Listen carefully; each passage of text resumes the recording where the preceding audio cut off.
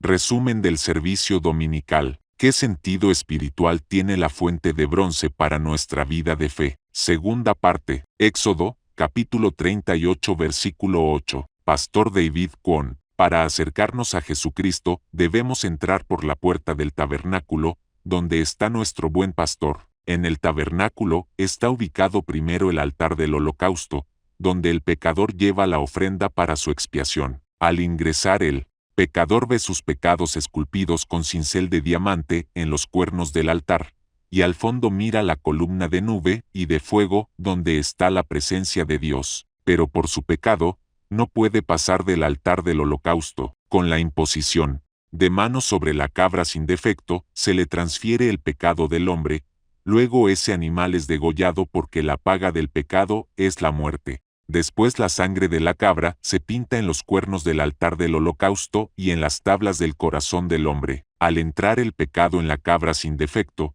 desde la columna de nube y de fuego Dios mira el pecado de ese hombre esculpido, con cincel de diamante en las tablas de su corazón y en los cuernos del altar del holocausto. Después de sacrificado el animal, su sangre se pinta en los 4 cuernos del altar del holocausto y se derrama también en la tierra, que es símbolo del corazón del hombre. De esta manera se lava el pecado en los 2 lugares donde está. Luego del sacrificio de la cabra, el hombre ve la sangre que borró sus pecados, y Dios también mira borrado el registro de los pecados de ese hombre. Así es como se reconcilian Dios y el hombre. Para Dios, la clave que borra los pecados es la sangre pintada en los cuernos del altar del holocausto y en la tierra, que es la tabla del corazón. Sin esto Dios no puede alegrarse. Esto nos hace limpios, justos y santos. Sin que la sangre lave los pecados de la tabla del corazón, las personas dirán que son pecadoras porque sus pecados no han sido perdonados. Y esto es por no creer en el poder de la muerte y la resurrección de Jesucristo. O dirán que solo están perdonados sus pecados pasados, no los futuros, lo que es una información muy errada, ya que la palabra dice que Jesucristo obtuvo nuestra eterna redención. Viendo cuando Jesús murió y resucitó, todos nuestros pecados en realidad son futuros. Si Jesucristo no hubiera lavado nuestros pecados con su sangre, ¿de qué manera podríamos lavarlos nosotros? De ninguna manera, porque únicamente puede hacerlo su sangre. Si Juan el Bautista no hubiera hecho la imposición de manos sobre Jesucristo para pasarle el pecado de la humanidad, no tendríamos cómo solucionarlo. Este fue el proceso más importante del bautismo de Jesús, para que se cumpliera toda justicia. Esto agradó a Dios. Quien no puede creer en esto no puede alcanzar la gloria de Dios. A Dios no le agrada que las personas busquen la salvación en ellas mismas y su buena obra,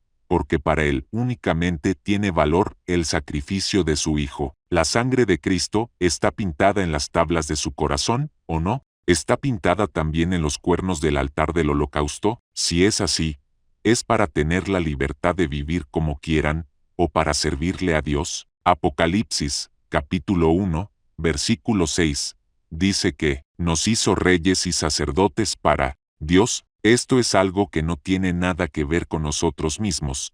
Esto es para Dios, no para la carne o el mundo. Guarden esta enseñanza y disfruten vivir para Dios. Después del altar del holocausto, más al oeste del tabernáculo, se ubica la fuente de bronce, hecha de los espejos de las mujeres que velaban a la puerta del tabernáculo. El siguiente paso, luego de ser reyes y sacerdotes de Dios, es avanzar hacia la fuente de bronce. Éxodo, capítulo 40, versículo 7, dice que en la fuente de bronce hay agua.